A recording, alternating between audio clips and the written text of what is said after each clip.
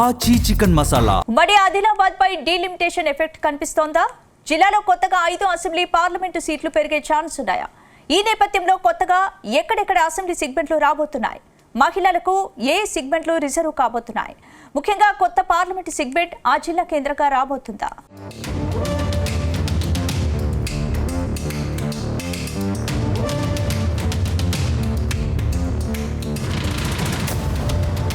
దేశంలో నియోజకవర్గాల పునర్విభజన చేసేందుకు కేంద్రం రెడీ అయింది.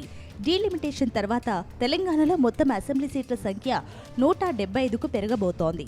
50% పెంచాలని కేంద్రం డిసైడ్ కావడంతో కొత్తగా 60 అసెంబ్లీ నియోజకవర్గాలు ఏర్పాటయ్యే అవకాశం ఉంది. ఈ లెక్కన ఉమ్మడి ఆదిలాబాద్ జిల్లాలో ప్రస్తుతం ఉన్న 10 నియోజకవర్గాలకు అదనంగా మరో 5 నియోజకవర్గాలకు పెరిగే అవకాశాలు కనిపిస్తున్నాయి.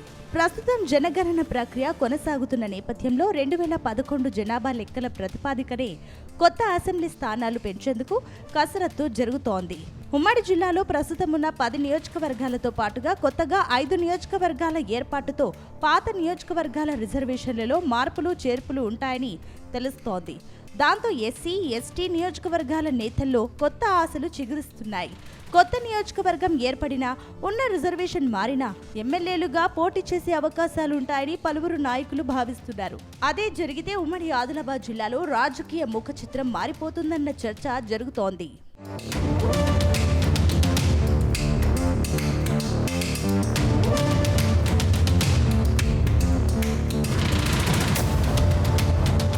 ప్రస్తుతం తెలంగాణ పార్లమెంట్ నియోజకవర్గాలు కూడా భారీగా పెరిగే అవకాశాలు కనిపిస్తున్నాయి. ప్రస్తుతం 17 పార్లమెంట్ సీట్లు ఉండగా ఈ సంఖ్య 25కు పెరుగుతుందని అంటున్నారు. అయితే డీలిమిటేషన్ తర్వాత 9 లోక్సభ స్థానాలు అదనంగా పెరిగే అవకాశాలున్నాయి. రాష్ట్ర జనాభా యూనిట్ గా లోక్సభ స్థానాలు ఏర్పాటు కానున్న నేపథ్యంలో ఉమ్మడి జిల్లాలో ప్రస్తుతం ఉన్న ఆదిలాబాద్, పెద్దపల్లితో పాటుగా కొత్తగా మరో పార్లమెంటు సెగ్మెంట్ ఏర్పాటవుతుందని ప్రచారం సాగుతోంది. ఆ కొత్త పార్లమెంటు సీటు మంచిర్యాల కేంద్రంగా వచ్చే అవకాశం ఉందన్న చర్చ జరుగుతోంది. ఇక జిల్లా యూనిట్ గా కొత్త అసెంబ్లీ స్థానాలు ఏర్పాటు కానున్నట్లు సమాచారం. దాంతో భౌగోళికంగా నియోజకవర్గాలు వేర్వేరు జిల్లాల్లో కాకుండా ఒకే జిల్లాలో ఉండేలా చర్యలు తీసుకుంటారని తెలుస్తోంది.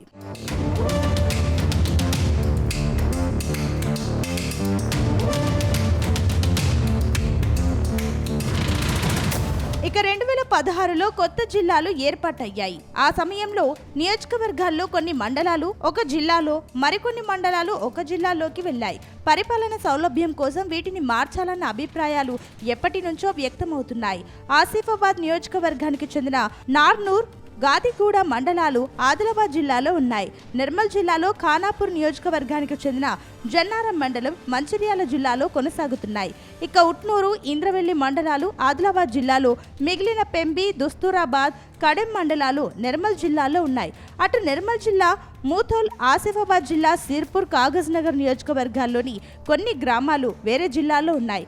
కొత్త నియోజకవర్గాల ఏర్పాటులో జిల్లాల యూనిట్గా తీసుకుని చేయనుండడంతో నియోజకవర్గ కేంద్రం ఒక జిల్లాలు, ఒక మండలం, గ్రామంలో మరో జిల్లాలో ఉండకుండా జాగ్రత్తలు తీసుకుంటారని ప్రచారం సాగుతోంది.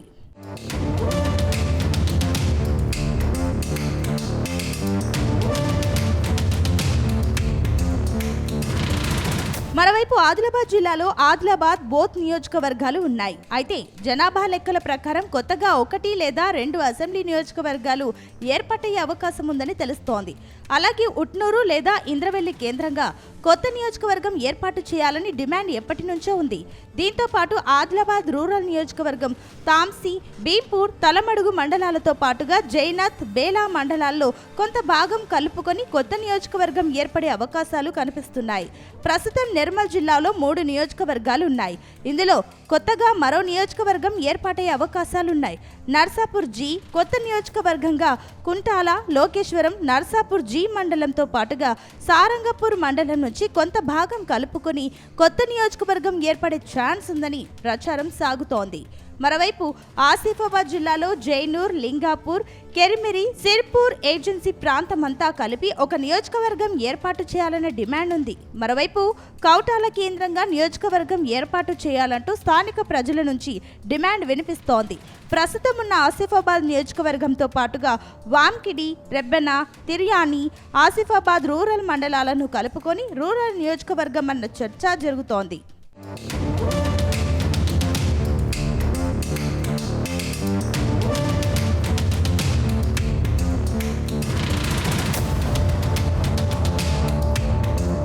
ఇదిలా ఉంటే మంచిర్యాల జిల్లాలో కొత్త నియోజకవర్గం ఏర్పాటయ్యే అవకాశాలు కనిపిస్తున్నాయి.